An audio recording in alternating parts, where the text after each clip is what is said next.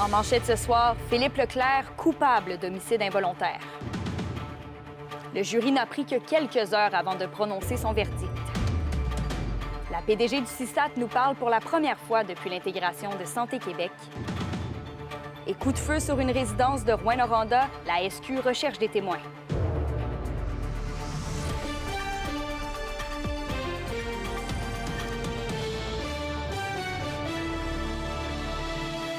Bonsoir, bienvenue au TVA 18h. Bon, d'abord, Philippe Leclerc est déclaré coupable d'homicide involontaire sur son oncle René Leclerc. Le jury composé de 12 personnes n'a pas pris beaucoup de temps à rendre sa décision, puisqu'en seulement quelques heures, un verdict unanime a été prononcé. On le rappelle, Philippe Leclerc a asséné un coup de hache fatal à son oncle en 2022. La défense plaidait qu'il n'était pas responsable pour cause de troubles mentaux, sans succès, alors que le juge avait informé le jury la semaine dernière que Philippe Leclerc ne présentait pas de troubles mentaux basés selon le code criminel. Les premières étapes pour la fixation de la peine devraient s'amorcer le 20 janvier prochain. Et détenu depuis juin 2022, Philippe Leclerc le demeurera en attendant la suite des choses. Et la nouvelle réforme du système de la santé est entrée en vigueur depuis quelques jours. Donc, Santé Québec devient le grand Manitou du système de santé québécois. Quels impacts aura cette réforme sur la région? Alexandre Cabana en a discuté avec la PDG du CISAT, Caroline Roy. Madame Roy, très content d'être avec vous, vraiment, en cette fin d'année 2024, qui marque aussi le début d'un renouveau Santé Québec qui arrive. C'est la troisième réforme quand même en à peu près 20 ans. Qu'est-ce que celle-ci, Santé Québec, elle va nous apporter de plus à nous, les gens qui profitent du système de la santé? Avec la création de Santé Québec, le grand changement, c'est la création de la Société d'État qui fait en sorte que nous, maintenant, le CIS de l'Abitibi-Témiscamingue, on fait partie de la grande famille de la Société d'État. On est tous ensemble. Donc, on n'est plus 34 établissements qui faisons de notre mieux pour améliorer notre système de santé à l'intérieur de nos établissements. On est tous ensemble, c'est une force de groupe, puis on le sait, là, l'intention avec Santé Québec, c'est pas seulement qu'on prenne les meilleures pratiques au Québec ou au Canada, mais c'est de regarder à travers le monde. Il n'y a pas de raison pour que ici au Québec, on n'ait pas le meilleur système de santé, services sociaux au monde. Donc, c'est de regarder tout ça, mais ça prend du temps à l'installer parce qu'il faut revoir nos façons de faire, avec beaucoup plus d'utilisation de technologie. Et ça s'en vient. Le dossier santé numérique dans Santé Québec, on aura des projets vitrines prochainement avec des établissements au Québec. Donc ça s'en vient. Vous, Madame Roy, on vous connaît. Vous êtes là depuis quand même longtemps ici en région. Vous êtes une fille d'Amos. Là, avez-vous peur peut-être qu'avec Santé Québec, de savoir que là, tout va être géré ailleurs que par vous maintenant? Vous allez relever de Mme Biron, la PDG de Santé Québec. Avez-vous peur peut-être de perdre des pouvoirs pour la région? Au contraire, avec ce qu'on voit dans Santé Québec actuellement, avec l'intention qui nous est transmise aussi de Mme Biron, c'est d'avoir un plus grand pouvoir d'autonomie, nous, les PDG, dans nos établissements. Donc, moi, ici, pour la région de l'Abitibi-Témiscamingue, pour organiser les services. Donc, on gagne ça, la région. Oui, moi, je suis très confiante là, qu'on gagne ce pouvoir d'autonomie-là, même sur l'organisation au grand complet de tout ce qui se fait en santé et services sociaux sur le territoire. Donc, avec même un regard qui est plus grand sur toute l'offre de services au niveau des cliniques médicales, des GMF, un pouvoir aussi de pouvoir agir pour mieux se coordonner entre nous-mêmes en région, puis favoriser encore une fois l'accès, puis des services de qualité. Là, on est dans une ère de austérité, contingence, plan de contingence, plan pour réduire les dépenses. Combien de temps ça va durer? Et c'est quoi l'objectif derrière ce plan-là de serrer la ceinture? T'sais? Le déficit est extrême dans le réseau de la santé actuellement. Les chiffres sont d'envergure. Pour l'Abitibi-Témiscamingue, on y concourt aussi. On a un déficit qui est important. Donc, l'objectif, c'est de revenir à l'équilibre budgétaire. Puis ça, c'est de la saine gestion. Puis on a encore des projets. En fait, la période actuelle là, met la lumière sur ce qui est plus difficile quand on parle de réduction de dépenses, quand on parle d'avoir un impact là, sur nos équipes, puis faire cet exercice-là à travers les opérations, les activités qu'on rend à la population. Service à la population, si on regarde 2025 qui s'en vient, qu'est-ce qu'on doit attendre au niveau peut-être des ouvertures ou des nouveautés qui nous attendent pour 2025? Bien, des nouveautés, on suit entre autres des grands projets qui se déploient dans notre région, mais qui sont déjà annoncés, entre autres la Maison des aînés et Alternatives spécialisées de Macamic. On va la voir lever de terre. Là. Dans la prochaine année, là, on va voir la structure prendre forme. On a Maison des aînés de Palmarol, pour lequel on a des attentes sur certaines décisions à venir. Bon, ben, en vous souhaitant des bonnes vacances. Merci. Oui, voilà. Merci beaucoup, Mme Roy. La Sûreté du Québec recherche des témoins à la suite de coups de feu dirigés vers une résidence du boulevard Témiscamingue à Rouyn-Noranda. L'événement a eu lieu la semaine dernière, le 2 décembre dernier, vers minuit. Heureusement, personne n'a été blessé.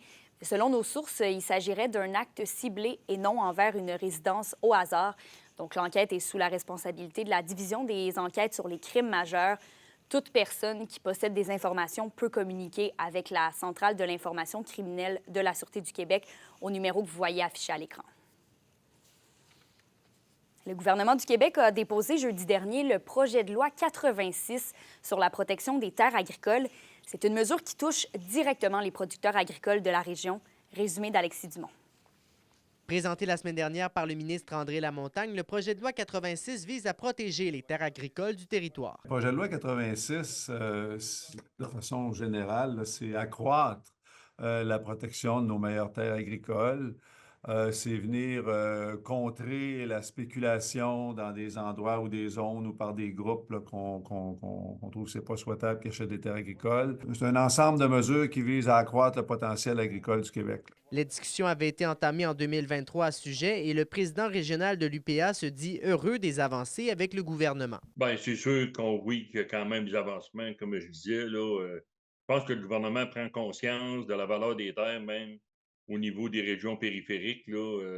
C'est sûr qu'avec la valeur des terres, au niveau des investisseurs, c'est quand même tentant de venir acheter des terres parce qu'on sait que la valeur va augmenter dans les prochaines années. Sauf que pour nourrir notre monde, on va en avoir de besoin aussi. Fait que c'est dans ce contexte-là, je pense que le gouvernement est en train de prendre conscience de protéger ces terres-là. Pour la préfète de Témiscamingue, c'est un pas dans la bonne direction, mais il reste quand même plusieurs détails à régler. Alors, je peux dire que pour plusieurs enjeux qu'on rencontre dans le monde municipal, la révision de la loi sur la protection du territoire des activités agricoles répond partiellement ou pas du tout à ces enjeux-là, même si on doit reconnaître qu'il y a quelques avancées dans le projet de loi qui est soumis. Alors, on aura certainement des commentaires à émettre au moment de l'étude de cette loi-là. D'ici à l'adoption officielle, certaines interdictions seront mises en application. Il y a certaines transactions là, qu'on veut ultimement éliminer. Et alors, on a, au moment où on se parle, il y a comme un moratoire qui est en place jusqu'à temps que la loi soit adoptée sur une acquisition par un fonds d'investissement, là, selon la définition de l'autorité des marchés, quel qu'il soit sur le territoire, ou sinon par d'autres personnes morales là, qui ne sont pas en agriculture. La nouvelle modernisation du projet de loi devrait entrer en vigueur dès le printemps prochain. Alexis Dumont pour RNC Nouvelles. Et toujours en lien avec des projets de loi, Québec s'est doté récemment d'un nouveau cadre pour offrir des services mieux adaptés aux peuples autochtones en adoptant le projet de loi 32. Et Félix, c'est une nouvelle loi qui est beaucoup axée sur la santé. Eh bien, le nom de la loi le dit, hein? Loi instaurant l'approche de la sécurisation culturelle au sein, au sein des services sociaux et de la santé. Donc, c'est vraiment de reconnaître légalement des approches qui sont plus culturellement appropriées dans les soins de santé, dans les services sociaux pour les personnes issues des Premières Nations et les Inuits. Et chaque secteur dans la province aura la responsabilité de s'asseoir avec des communautés autochtones qui sont présentes sur son territoire et arriver avec des initiatives en ce sens. On écoute le ministre responsable des relations avec les Premières Nations et les Inuits, Yann Lafrenière. Et on est venu se donner comme gouvernement, comme système de la santé, des obligations de faire de la sécurisation culturelle. Ça, c'est un terme qui est large, hein, mais ce que ça veut dire au final, c'est qu'au lieu de demander aux gens de s'ajuster au système de la santé, on va demander au système de la santé de s'ajuster aux gens. On va valoriser ce qui est de bon, ce qui est fait de bien dans notre réseau de la santé. On a 300 000 employés qui font un travail qui est incroyable à chaque jour. Des belles initiatives. Par exemple, à la TUC, où un pilulier a été fait en Atikamekw. Donc, un membre de la communauté Atikamekw peut lire ses médicaments. C'est très bien fait. On a 8 cliniques de style Minowe. Et à Val-d'Or, on a une très belle clinique qui a été inaugurée justement où on allie le savoir traditionnel et la médecine. Et Félix, comment le Centre d'amitié autochtone de Val-d'Or, justement, accueille la nouvelle loi? eh bien, l'organisme qui œuvre auprès des personnes autochtones pense que c'est un bon pas dans la bonne direction. D'après eux, que le gouvernement ajuste ses services en fonction des réalités des personnes autochtones, bien, ça pourrait contribuer à ce que les personnes issues des Premières Nations et les Inuits regagnent confiance petit à petit envers les services de santé gouvernementaux. Le Centre reconnaît toutefois qu'il reste beaucoup de travail à faire, mais il se réjouit toutefois de cette nouvelle. Le Centre est heureux parce qu'on est déjà dans une belle démarche avec le CIS de l'Abitibi-Témiscamingue, dans un grand projet de clinique en santé autochtone depuis 2009. Et avec cette loi, on vient vraiment confirmer la volonté gouvernementale d'aller un pas plus loin dans justement la reconnaissance des réalités autochtones dans l'offre de soins, santé et services sociaux à Val-d'Or, mais partout au Québec. En terminant, le ministre Lafrenière dit qu'éventuellement, les initiatives vont être répertoriées sur une page web pour permettre à la population de les suivre. Super important. Merci, Félix. Je vous en prie. Maintenant, le décès tragique d'un motoneigiste octogénaire en Abitibi-Ouest dimanche dernier en a bouleversé plus d'un. Le ministère des Transports rappelle l'importance de suivre quelques règles de prévention pour assurer la sécurité de tous et surtout éviter des drames comme celui-là. Anthony Dallaire s'est entretenu avec Nicolas Vigneault du MTQ à ce sujet. Qu'est-ce qu'on peut, qu'est-ce qu'on ne peut pas faire justement aux abords d'une route lorsqu'on est pour traverser?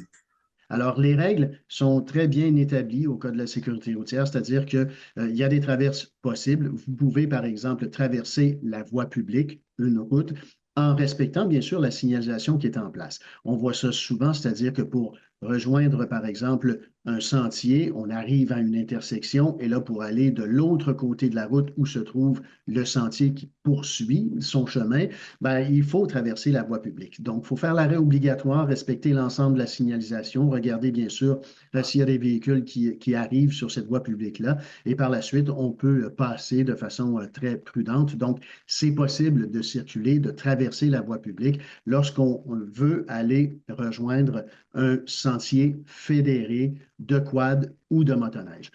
On peut non seulement le traverser, mais on peut également circuler sur la voie publique, donc l'accotement d'une route. Si, par exemple, on doit aller rejoindre un hébergement quelconque ou tout simplement une station d'essence. Donc, cette possibilité-là, elle existe au Code de la sécurité routière. Ça doit toutefois être limité sur une distance d'1 kilomètre. Autre point également qui est important, c'est que si, par exemple, la limite de vitesse est de 90 km/h sur la voie publique où vous circulez, là, une route, en quelque sorte, si la limite de vitesse, par exemple, est 90 km/h, bien, comme motoneigiste, vous devez vous soumettre à la limite de vitesse qui est permise en sentier fédéré, c'est-à-dire 70 km/h. Vous ne pouvez pas rouler à 90 km/h sur une voie publique, même si la vitesse qui est permise pour les autres véhicules routiers là, est 90 km/h. Comme motoneigiste, vous devez respecter la limite maximale qui est permise au Code de la sécurité routière, c'est-à-dire 70 km/h.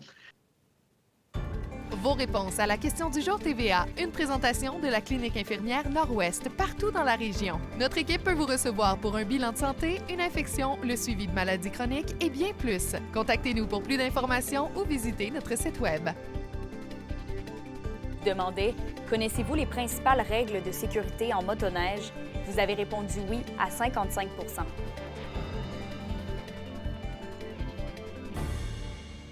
Et les inscriptions pour les services de sage-femme sont maintenant ouvertes à la maison de naissance et de la petite enfance à Val-d'Or.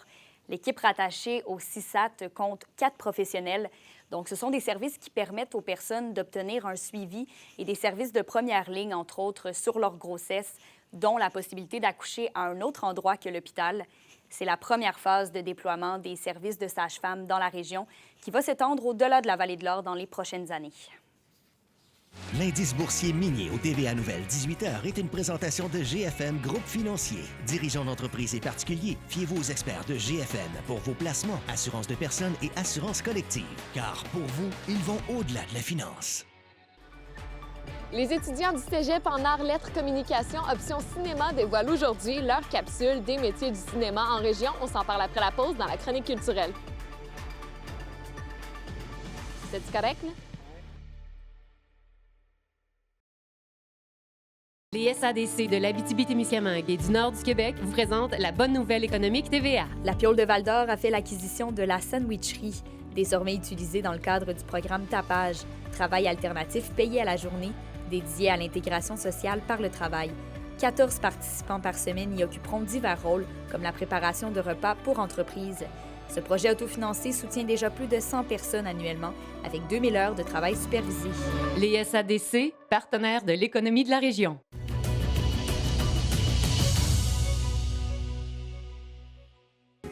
La chronique culturelle vous est présentée par la troupe à cœur ouvert qui vous reçoit avec son spectacle Le Réveillon, présenté du 20 au 22 décembre. Venez réveillonner avec ce spectacle musical et théâtral en formule cabaret.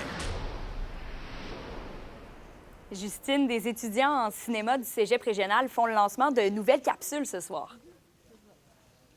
Effectivement, Kémélia, depuis 2022, le Festival du cinéma international en Abitibi-Témiscamingue s'est associé avec les élèves du cours Arts, Lettres, Communication, Option Cinéma du Cégep pour produire des capsules mettant en lumière les artisans du cinéma de la région. En 3 ans, 21 capsules ont été réalisées célébrant des figures importantes du cinéma en Abitibi-Témiscamingue comme Jacques Matt, sinon Dominique Leclerc et bien d'autres. Les capsules sont disponibles sur le web, mais vous êtes invités ce soir. En fait, ça se déroule en ce moment au Trèfle Noir, la microbrasserie à Rouyn-Noranda, sous formule de 5 à 7. On a un visionnement des capsules en primeur. Moi, je trouve ça important pour représenter, dans le fond, qu'on est capable de faire du cinéma en région. Oui. Ça montre aussi pour nous qu'on n'est pas obligé forcément d'aller dans les grands centres. On peut faire notre art ici. La première fois qu'on va avoir un regard extérieur en direct, en réaction à notre travail et à ce qu'on fait dans le cadre du programme. Là. Fait que c'est assez intéressant. On avait déjà eu pour les pages Wikipédia, là. Mais c'est plus pour un projet filmé qu'on a fait puis qu'on a monté, tout ça. Là, c'est quelque chose de différent. J'ai assez hâte de voir ça va donner quoi. Là. Et Justine, il y a aussi d'autres élèves en arts, lettres et communication du Cégep là, qui vont vivre un lancement demain. Oui, c'est dans le cadre de leur cours Méthodologie et culture régionale qui vous invite au lancement de leur page Wikipédia au sujet d'un sujet important de l'Abitibi-Témiscamingue, que ce soit un événement, un lieu, vraiment quelque chose qui leur tient à cœur en région. C'est 24 élèves qui vous présentent leur page en collaboration avec le Wiki Club du Croissant Boréal. Le lancement a lieu demain de 16h à 18h au local de la SUM du Cégep à Rouyn-Noranda. Je laisse 2 étudiantes vous parler du sujet qu'elles ont choisi pour leur page Wikipédia et pourquoi c'est un projet qui leur tient vraiment à cœur. Moi, je l'ai faite sur la troupe à cœur ouvert. Moi, il porte sur le Festival de la relève indépendante musicale en Abitibi-Témiscamingue. C'est quand même impressionnant là, de se dire qu'on a fait un projet qui va laisser une marque sur Internet, puis surtout dans un peu l'archive du sujet qu'on a choisi. Fait que je trouve que c'est quand même vraiment le fun pour nous. Là. Je trouve qu'en tant qu'étudiant, c'est intéressant de s'engager dans le développement de la culture. Ça met un peu la lumière sur notre région, parce que souvent on oublie qu'il y a une merveilleuse culture dans notre région. Là. Puis c'est plate qu'on l'oublie parce qu'on a vraiment des belles choses. Là. Et je termine en vous disant que plus de la moitié des billets du spectacle Le Réveillon de la troupe à cœur ouvert ont été vendus. Ce spectacle musical et théâtral en formule cabaret sera présenté 5 fois du 20 au 22 décembre au local de la troupe à cœur ouvert à la Sarre. Les billets partent comme des petits pains chauds. Alors, si vous voulez vivre le Réveillon de la troupe la semaine prochaine, eh bien, je vous conseille d'aller réserver vos billets tout de suite. Ouais, rien de mieux qu'un réveillon pour se mettre dans l'ambiance des fêtes. Merci beaucoup, Justine. À plus tard pour la météo. Alexandre Saint-Arnaud s'est démarqué lors de la 2e sélection de karaté qui avait lieu la fin de semaine dernière. On vous parle de ses performances après la pause.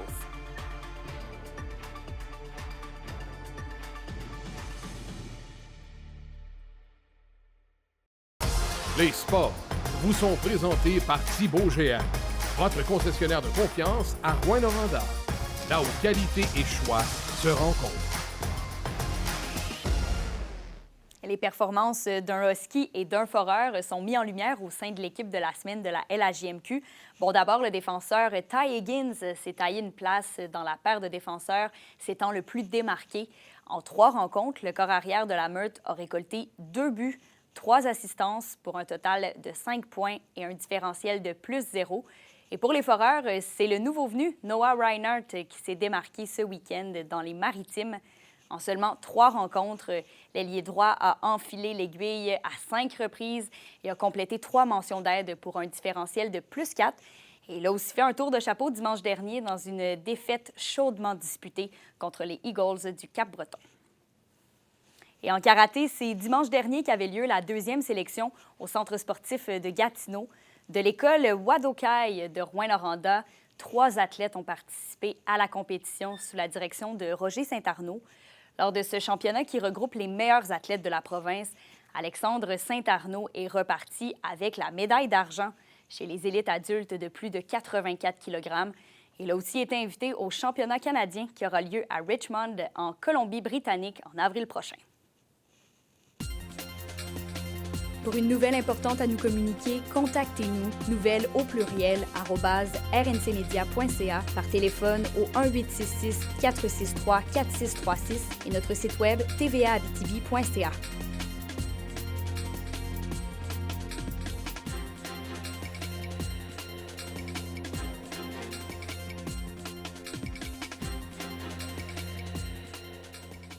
La météo, une présentation de Nicole Auto de la Sarre, la capitale du pick-up. Vous y trouverez toujours le meilleur choix, toujours le meilleur prix.